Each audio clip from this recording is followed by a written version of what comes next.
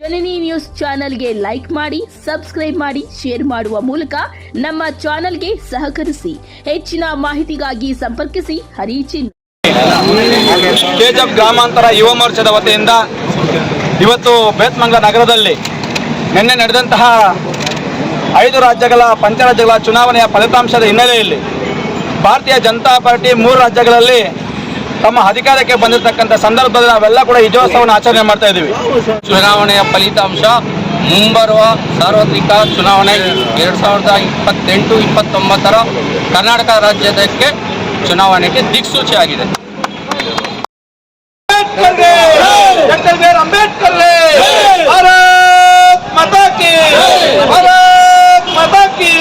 ಭಾರತೀಯ ಜನತಾ ಪಾರ್ಟಿಗೆ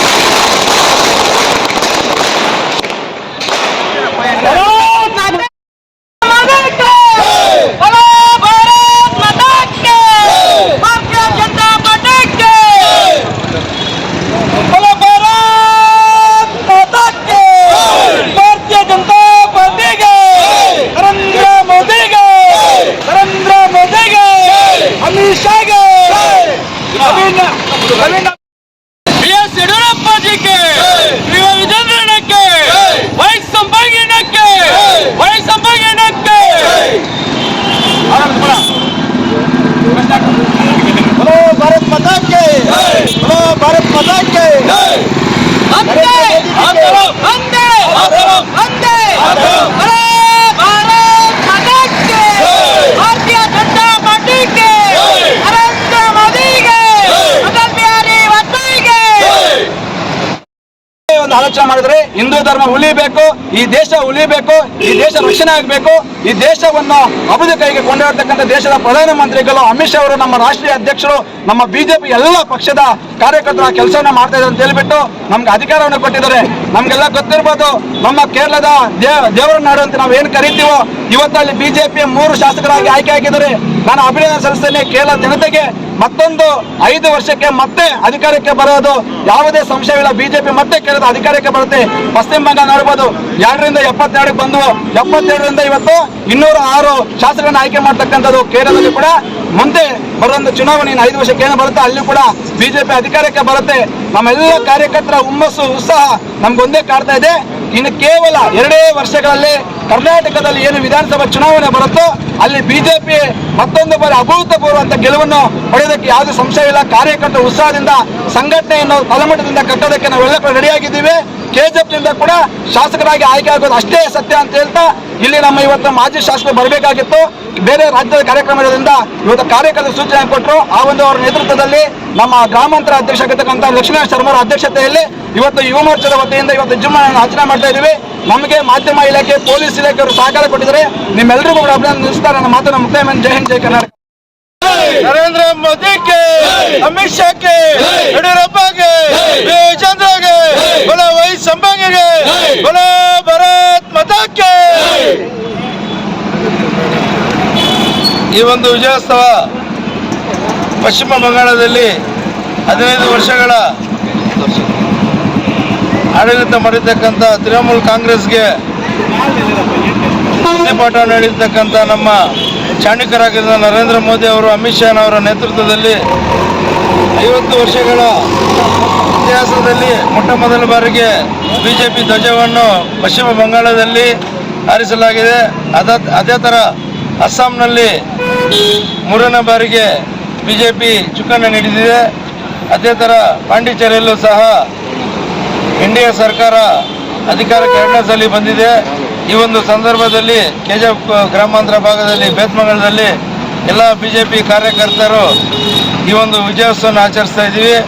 ಹಾಗೂ ಈ ಒಂದು ಚುನಾವಣೆಯಲ್ಲಿ 5 ರಾಜ್ಯಗಳ ಚುನಾವಣೆಯಲ್ಲಿ ಎಲ್ಲ ಕಾರ್ಯಕರ್ತರು, ಬಿಜೆಪಿ ಕಾರ್ಯಕರ್ತರು ಶ್ರಮಪಟ್ಟು ಈ ಒಂದು ವಿಜಯೋತ್ಸವಕ್ಕೆ ಕಾರಣಕಾರಕರ್ತಕ್ಕಂಥ ಎಲ್ಲ ನಮ್ಮ ಬಿಜೆಪಿ ಕಾರ್ಯಕರ್ತರಿಗೂ ಈ ಮೂಲಕ ಹೃದಯಪೂರ್ವಕ ಧನ್ಯವಾದಗಳನ್ನು ತಿಳಿಸ್ತಾ ಇದ್ದೀವಿ. बोलो भारत माता के, भारतीय जनता पार्टी के ಈ ಒಂದು ವಿಜಯೋತ್ಸವ ನಮ್ಮ ದೇಶದಲ್ಲೇ ಪ್ರಪ್ರಥಮ ಬಾರಿಗೆ ವೆಸ್ಟ್ ಬೆಂಗಾಲ್ 50 ವರ್ಷಗಳಿಂದ ಕಷ್ಟಪಟ್ಟು ಬಡವರ ರಕ್ತ ಹೀರಿ ಬಾಂಗ್ಲಾದೇಶದಿಂದ ಬಂದು ಜನ ನಮ್ಮ ರಕ್ತ ಹೀರಿದ್ರು.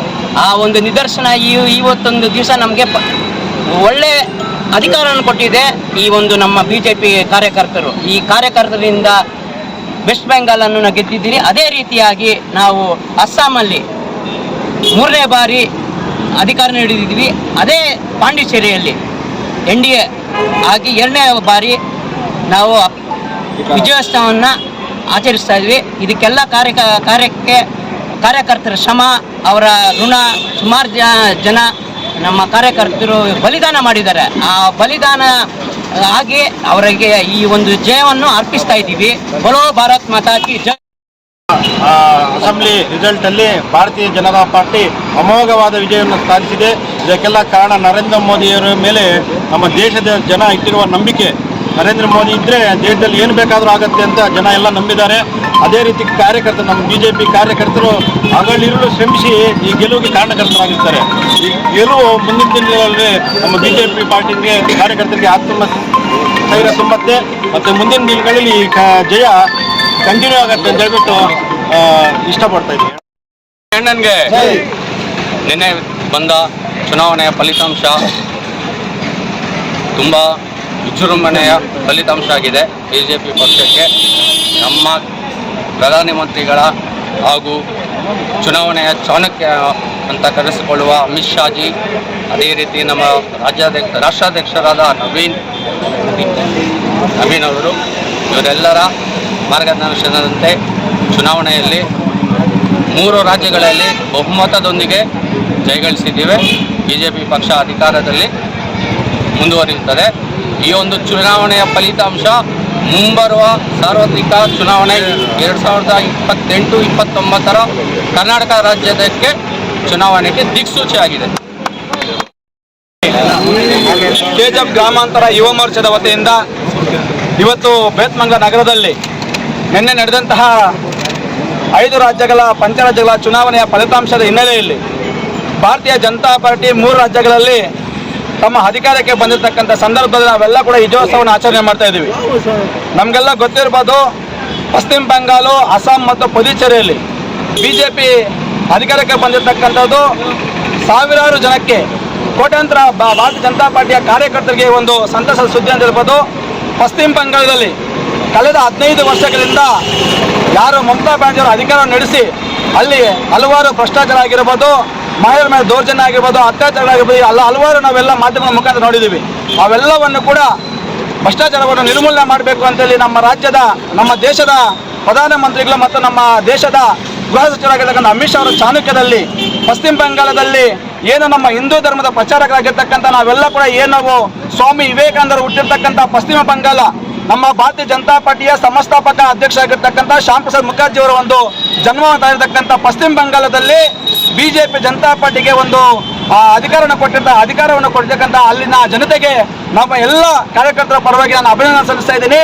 15 ವರ್ಷಗಳ ನಂತರ ಏನಿವತ್ತು ಹಿಂದೂ ಧರ್ಮವನ್ನು ಉಳಿಸುವಂಥ ಕೆಲಸ ಇರ್ತಕ್ಕಂಥ ಮತದಾರರು ಮಾಡಿದ್ದಾರೆ, ಅವರಿಗೆ ಅಭಿನಂದನೆ ಸಲ್ಲಿಸ್ತಾ ಇದ್ದೀನಿ.